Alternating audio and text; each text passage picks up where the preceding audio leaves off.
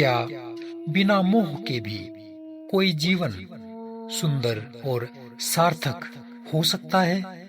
जब कोई व्यक्ति न अपने पुत्र के मोह में डूबा हो, न पत्नी की चिंता से बंधा हो, न विषयों की लालसा रखे और न ही अपने शरीर को लेकर कोई चिंता करे, तो क्या वो इंसान बेरुखा कहलाएगा या दिव्य? आइए इस अनोखे ज्ञान में प्रवेश करते हैं कि ऐसा व्यक्ति आखिर क्या कहलाएगा।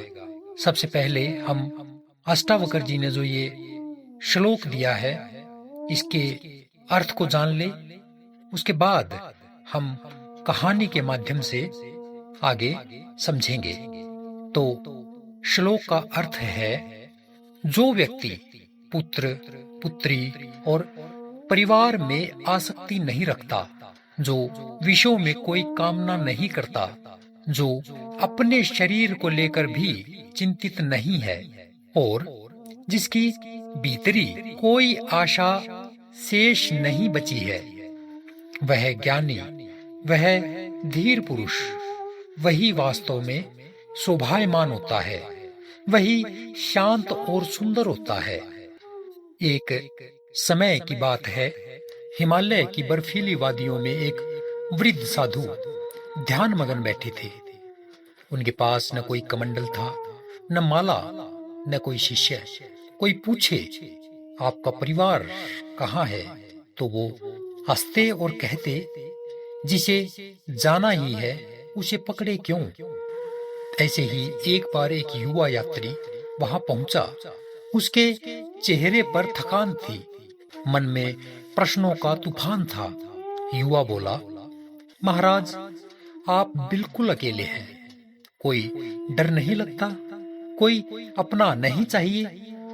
साधु मुस्कुराए और बोले, अपनापन जब भीतर जाग जाए तो बाहर की जरूरतें मिट जाती हैं। जब भीतर प्रेम का झरना बह रहा हो तो पुत्र, पत्नी, विषय, ये सब बूंद भर लगते हैं। क्या कहा?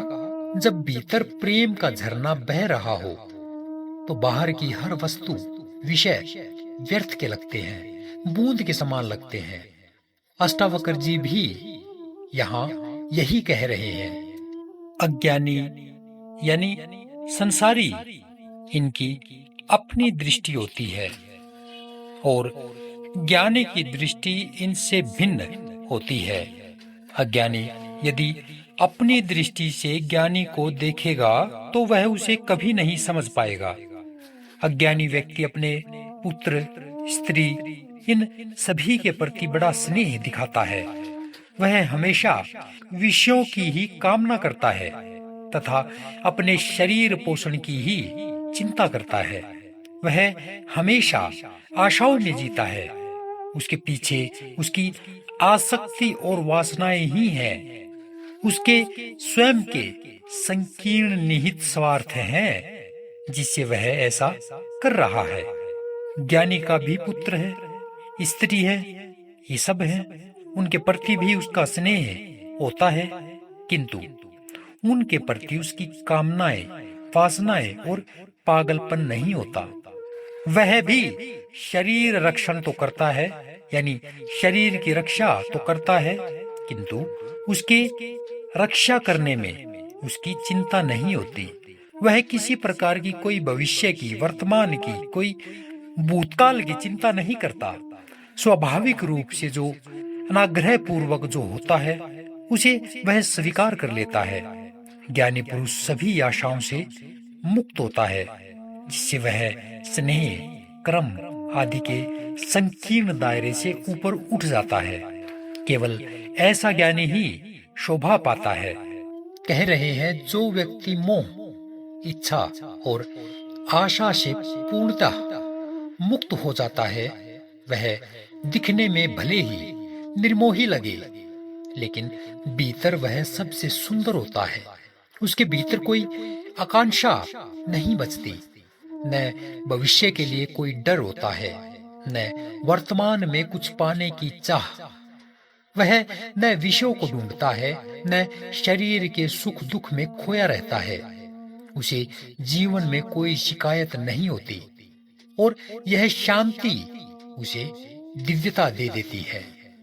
कभी ध्यान दीजिए, वो लोग जिनके पास सब कुछ होता है फिर भी बेचैन रहते हैं, और वो भी होते हैं जिन्हें कुछ नहीं चाहिए फिर भी उनके भीतर एक दिव्य पूर्णता होती है। अतः जब भीतर कोई अपेक्षा नहीं बचती तो जीवन संगीत बन जाता है, और जो हर बंधन से मुक्त होता है वही संसार की सबसे सुंदर आत्मा होता है।